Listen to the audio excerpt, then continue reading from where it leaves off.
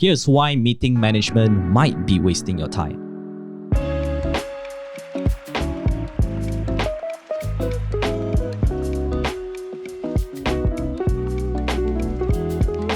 As a disclaimer, none of what I would say should be taken as financial advice. This is purely educational. Hey guys, if you're interested in building a 6 to 7 figure portfolio using the power of stock investing, head over to the comment section or the description to sign up for our free masterclass so that we share with you exactly how we do it. Okay, now guys, so for some further context, right? We know meeting management is important. Yes. But there's also actually a few reasons why we think that it is wasting your time. And here is why. So the first one... Yeah, and also just to add, right? Yeah. There's a lot of value in meeting management. But again, if you go through our SIB program, you know that it's much more important to first learn about the company independently. Yep. Right. Then only you meet the management and, you know, we'll explain to you why. So It's not so much that you can't meet them. It's just you need a lot of preparation up front before you meet them. Yes, correct. So number one is that the guy or people that you're going to meet, they are actually all salesperson. Yes, correct. This is important. Yeah. So, I mean, there's nothing much to say because all they're going to be saying is all the good stuff about their company. They'll be promoting more the good than the bad. They won't actually highlight anything to you about what's happening behind the scenes. I wouldn't say it never happens, but it's very, very rare. And I've never seen a CEO who was negative. Yeah. Yeah. Right. But we know a lot of businesses, more businesses are negative than positive. Correct. So the last time I remember you told me this, that you met a revenue group at Heart, right? Yes. So how was the meeting with them? They were great. I mean, honestly, it was, I had a chance to speak with Dato. Okay. I saw how, I think it was their IPO briefing all the way back in 2018. I saw how Dino answered the questions and they were all, you couldn't really tell. You really couldn't really tell. And they sounded competent. Okay. So I was like, interesting. Very tempted to invest at that point in time because they are quote unquote in the right industry, right? Fintech. And then when you hear them talk, seem like pleasant people and all that. Yeah. Real example right here that they are a salesperson. And yeah, like what you mentioned just now, they're really honest. So I think the caveat here is that they are rarely fully honest. So I wouldn't say that they lie. I wouldn't even say that they always mislead. Yeah. But they will have an incentive to omit certain facts. Yes, correct. Yeah, avoid basically. They will avoid. Yeah. You know, it's like when you come home and your mom asks you where you went. Then you say, I went to Subang. But you didn't tell where in Subang. Yeah. Right? Then you say, oh, we went to Subang, SS15. Yeah. But you never say exactly what you did, who you meet, you know, and then you say, oh, who do you meet? Friend. So that's what I mean when it comes to not fully honest. They're not dishonest. Not all of them are dishonest, but they'll know. Yeah, they're the experts, right? Yes, correct. And the last thing, just want to point it out that why I say this is pointless, right? Yes. Is because like what you mentioned, if you don't know anything about the company and then you meet them like that, without any questions on hand, right? Or you just ask the question that is very obvious already, that is already written in the annual report or prospectus. So those kind of meetings actually pointless. So you're right. So the problem with a lot of investors, and these are like also very advanced investors. Oh no, okay, not advanced. I would say these are investors who are not complete newbies. Yeah. What happens is that, and this one is something I just figured out, is they will see the CEO as an educational outlet. So they will say things like, well, the CEO knows the business better than me. So obviously I have to ask him, how's the business doing? What's the business and why they're the best? And every CEO is going to say they're the best. They have some sort of advantage. Yep. Right?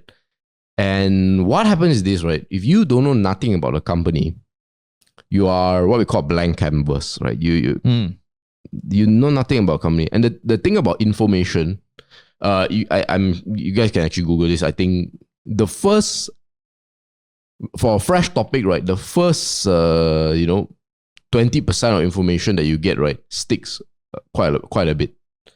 It's like how we grow up with beliefs from our parents and all that. True or false, it sticks with us, right? So similarly with companies like that.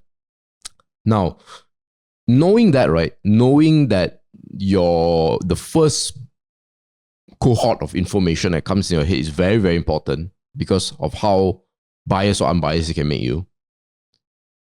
You ought to go to the unbiased source, right? Which is usually the numbers. Usually it's an independent research report, perhaps industry statistics.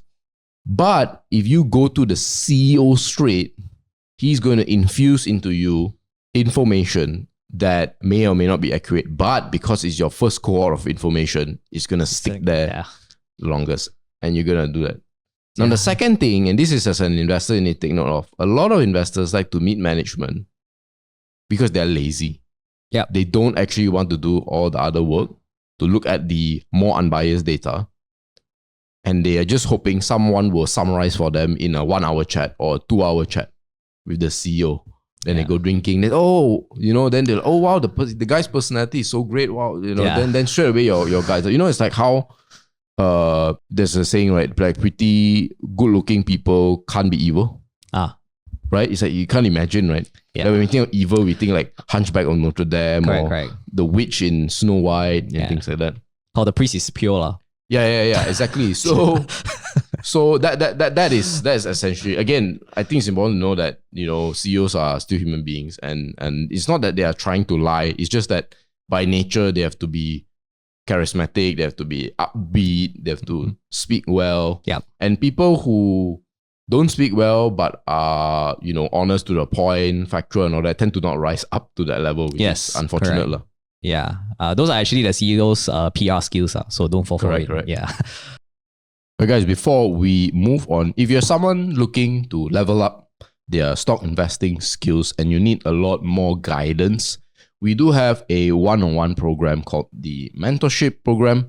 If you're interested, you can apply it in the comment section or the description. Okay, so this is what you should be doing instead.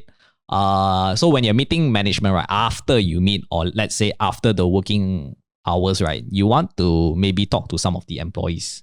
I mean, if you have the chance, you can do it sneakily. I mean, it's up to you. I don't know what. LinkedIn also. Friend, Yes, correct. So you want to hear the bottom racks of the group of people, which is the employees, right? Usually those are the people that will tell the most honest feedback if they dislike the company. Or if let's say they even like it, right? I mean, then you can tell whether is it real or fake just by chit-chatting with them. So that is one of the tricks, is basically to talk to the employees. And the second thing, I mean, this is something interesting, but not many people actually pay attention to, is basically the office furnitures or even the decorations inside the office. So if let's say this company is loss-making, right, and it's cash flow negative, and you meet the management and the office furniture is all very glam. The cars they drive. And the cars they drive also. Yeah, correct. So, I mean, those kind of information can tell you what sort of personality that this CEO is. So this is actually a very simple observation. You just need to pay attention to the surrounding when you meet them.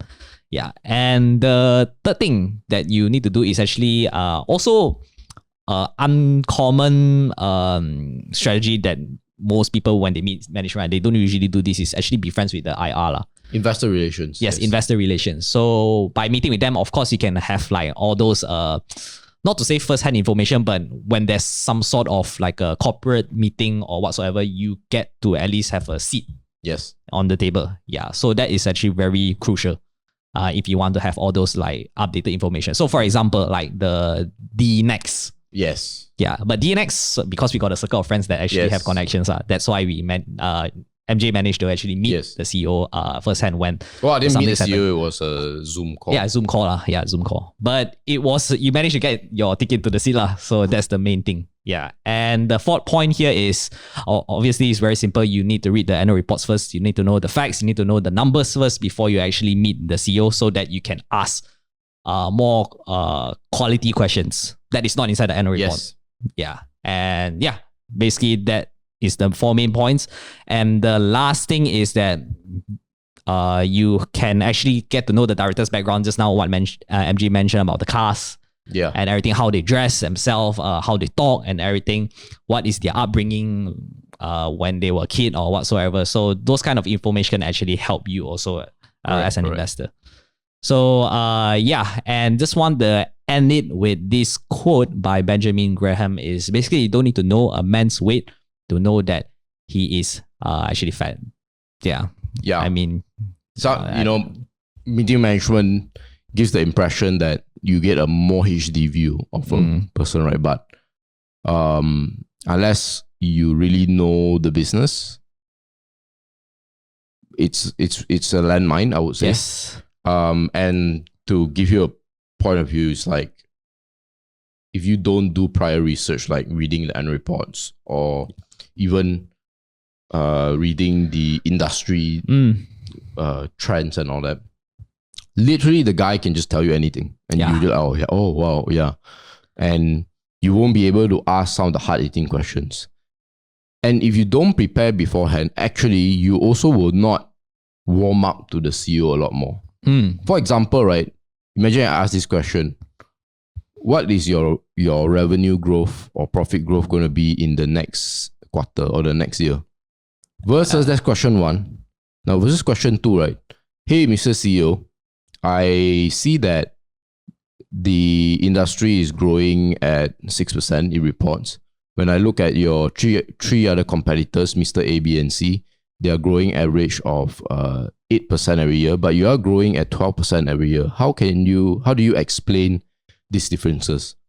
Straight away, they will entertain question two a lot more because they know you've done the work, and so therefore they are like, okay, I'm dealing with someone who is serious about his work.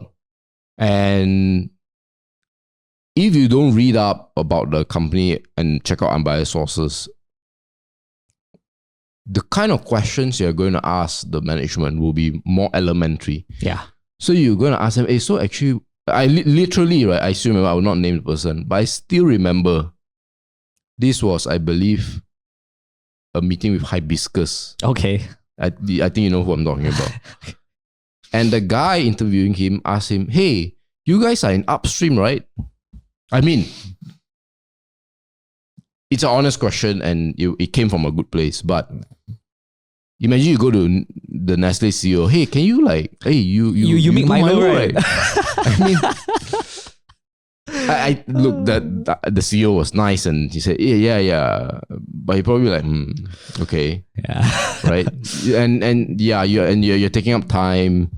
Yeah. And the CEO's like, okay. But imagine if you ask, because, hey, I heard there's this other brownfield that is like 40 km away from your current one. Have you looked into that? And how do you then straight away, get the management juices flowing. But you can't do that when you're asking them, do you do Milo? Yep, exactly. So make sure to do your homework before actually meeting management. And yeah, that's about it. And before you go, this is the stock performance for our FIRL Pro portfolio for January 2023. One of the stock actually managed to almost double its value in just a matter of 2 months. I think we kind of indirectly disclose what stock it is, but we won't tell you. But you have to watch back 15 videos just to verify. But yeah, if you want to know more about what is FIRL Pro about, we have actually a free sample for you, and it's totally free. You can just sign it up. The link to access to this free sample is in the description and comments down below. And yeah, that's it for today's video. I hope you guys enjoyed today's video. If you did, make sure you smash the like button and also don't forget to subscribe for more. And we'll see you in the next video. See you guys.